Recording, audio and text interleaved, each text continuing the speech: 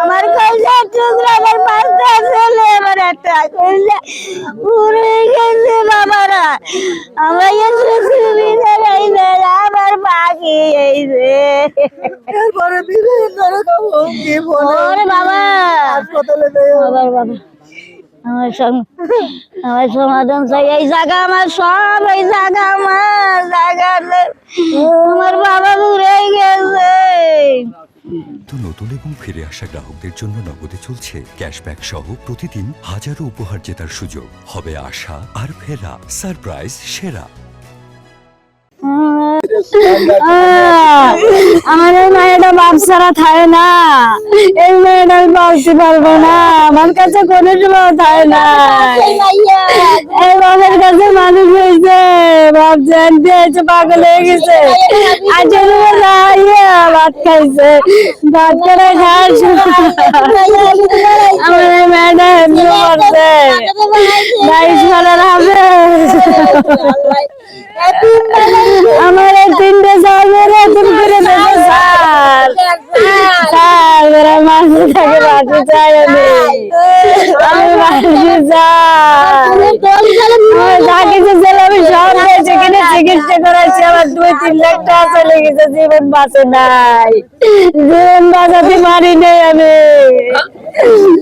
বাসে চাই।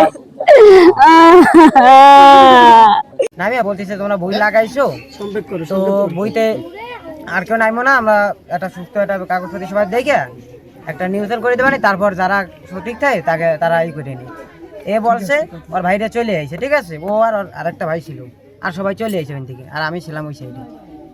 সবাই চলে আসার পর ওই মুরব্বীরা ফোন দিয়ে যেই সবাই চলে আইছে একবারে, ওরা ফোন দিয়েছে সাথে সাথে 3টে গাড়ি এসে, 3টে গাড়ি ভরিয়া ওই সব দাও আর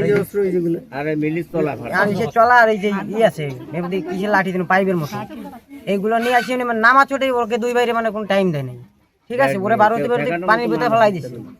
আর ওই যে ওর ভাই একটা রাস্তায় ফেলাইয়া ই করছে, মানে পাড়াইছে আর বার হয়েছে। পরে আমি গেছি ধরতে, ঠিক আছে, আমার একটা বাড়ি দিয়েছে, এই জায়গায় আমি ছিটে পড়ছি, তারপরে আমি উঠে আবার গেছি, ভুলে যে ওরে ধরছি, ওরে জড়াই ধরছি, জড়াই ধরার পরে মানে আমার ফিটের 4-5টা বাড়ি দিয়েছে, বাড়ি দেওয়ার পর আমি ছিটেন দিয়ে ফেলাই দিয়ে গেছি, মানুষ মরে যাচ্ছে, তারপরে ঠিক আছে ঢাকা নিতে ঢাকা মেডিকেল রেফার করছে, সেখান থেকে লাইফ সাপোর্টে রাখা হয়েছে 24 ঘন্টা, তারপরে ওখানেই মারা যায়। তারপরে আমরা বাড়িতে আসি, আমরা কবর খনন করবো আমাদের এই জায়গায়। পক্ষের মুরব্বী আছে আব্বাস দাঁড়িয়ে, এই সমাজের দাঁড়িয়ে, সে আইসে আর ওই আত্মীয় দাঁড়িয়ে আসে বাধা দেয়, তাকে পক্ষ এই জায়গায় মাটি দিতে পারবা না, কবর দিতে পারবা না, আমার দাদার সম্পত্তি আমার সব, আমার বাইরে মাটি দিতে দেবে না। আমাদের জমি তারা জোর দখলে খাওয়ার পরে আমরা দখল করতে গেছি, ঠিক আছে, এই জিনিসটা আমরা দখল করার পরে তারা আমার বাইরে মার্ডার করে মানে ডাইরেক্ট হত্যা করে গেছে পিঠে। আমরা এটা সুস্থ বিচার চাই। তারা জোর দখল চালায়, আমাদের খাইতে দেয় না, প্রত্যেক বছর তারাই খায়, আমাদের কোনো লোকজন না, আমরা অসহায়, আমরা এটার বিচার সুস্থ চাই। আমার 2-3টা মনে করেন অসহায় বাচ্চা, তাদের এতিম করে ওরা আরো আগে এর আগে 2টা মার্ডার করছে, এই জমিনের বিরোধ তাদের।